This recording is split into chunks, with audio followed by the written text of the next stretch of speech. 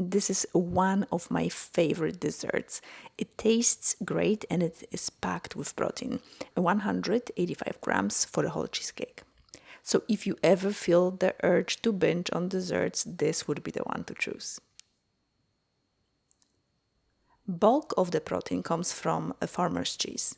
It is not a popular cheese in the US, but you can find it in most grocery stores in the cream cheese section.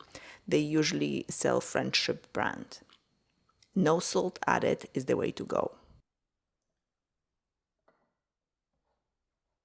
Farmer's cheese is rather grainy, so processing is needed.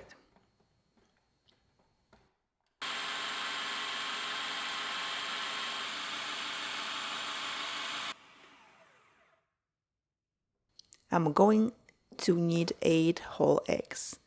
This is going to be a large cheesecake. Separate the egg yolks from the egg whites very carefully so there is not even the slightest part of the egg yolk in your egg whites or you won't be able to get them stiff. On that note, let's do it safely or I will regret it. I am dealing with 8 eggs after all. I'm going to grab another dish and separate each egg into it and then throw it into the bowl. That way, if I mess up, it will only be one egg and not all of them.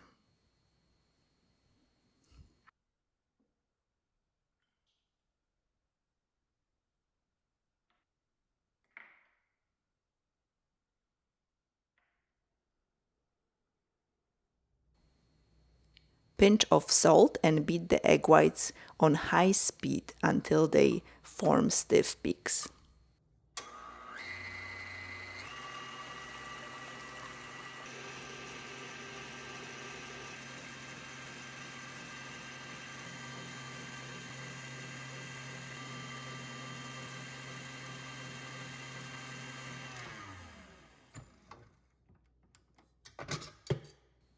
I am going to transfer them to a different bowl.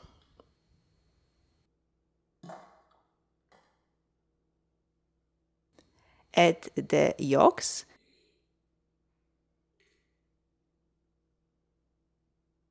165 grams to 250 grams of powdered sugar.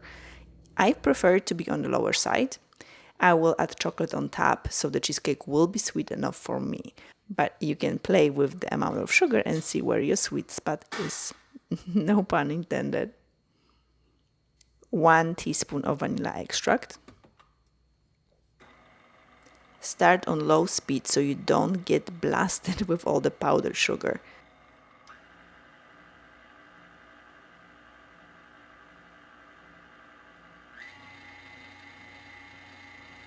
Increase speed and whisk until the eggs become thick and foamy.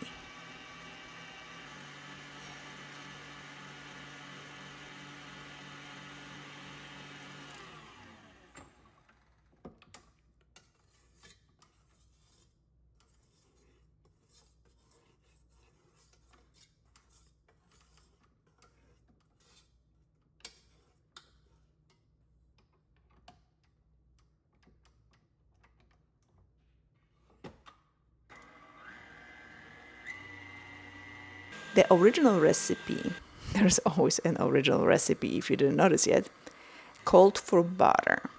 I like to replace butter with non-fat Greek yogurt.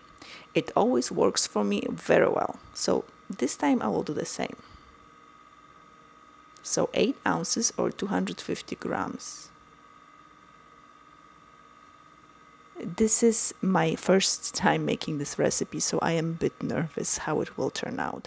I change only a few things, but this is a very light cheesecake, so I hope it won't become a disaster.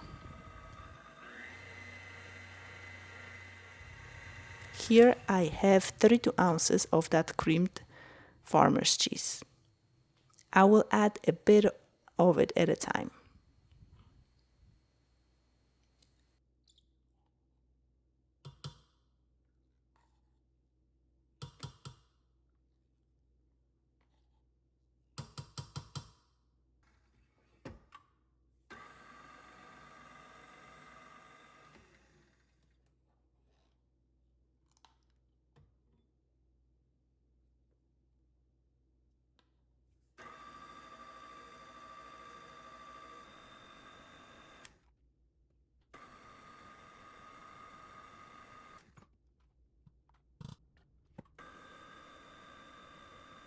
2 ounces or 50 grams of semolina flour and mix.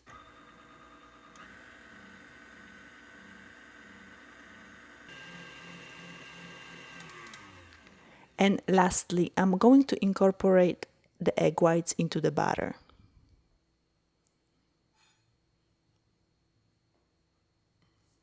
I prefer to mix the egg whites when I am ready to fold them in, but this way was just easier and faster.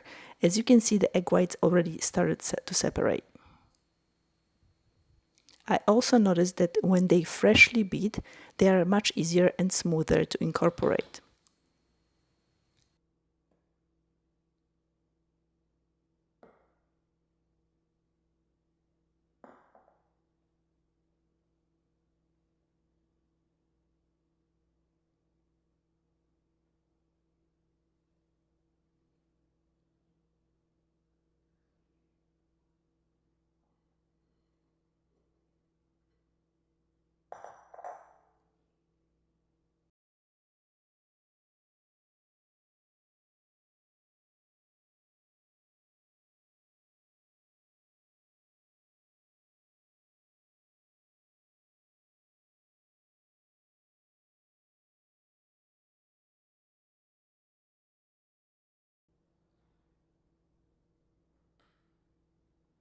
I have a 9-inch springform pan. I will grease it with some butter and sprinkle with breadcrumbs. You can actually skip this and use parchment paper. It works the same or maybe even better.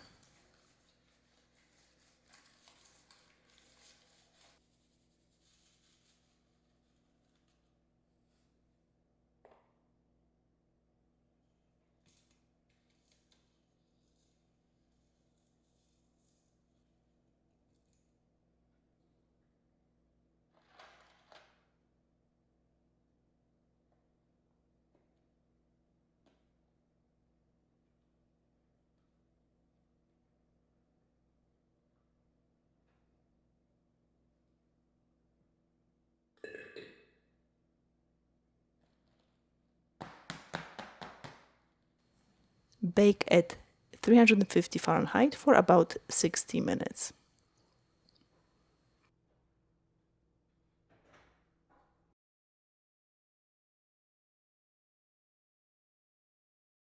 It rises so beautifully.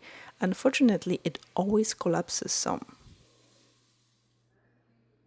I am working on strategies to keep the height as much as possible. And I'm going to prepare the chocolate ganache now. I will need chocolate, dark or milk, any kind you have. I like to use this method to melt the chocolate, a double boiler it's called. Boil some water in a pot, place a glass bowl on top and put the chocolate in the bowl. Add whipped cream. I did not like how thick the chocolate was, so next time I would use milk to thin it more. I prefer just a light layer of chocolate ganache on the cheesecake. And this one is kind of thick. Pour chocolate over the cheesecake.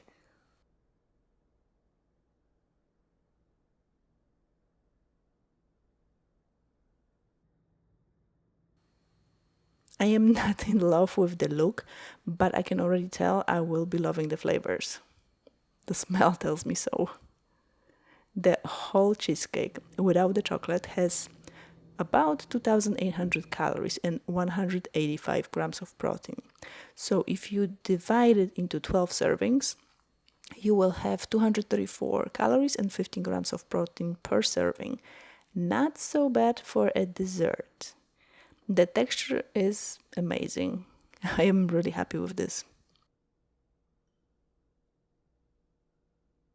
And let me tell you, this is one delicious cheesecake. Do not expect a heavy cream texture like American cheesecake. This is much lighter and grainier. This is a type of cheesecake I grew up eating. Give it a try and let me know what you think. Check this video next and I will see you there.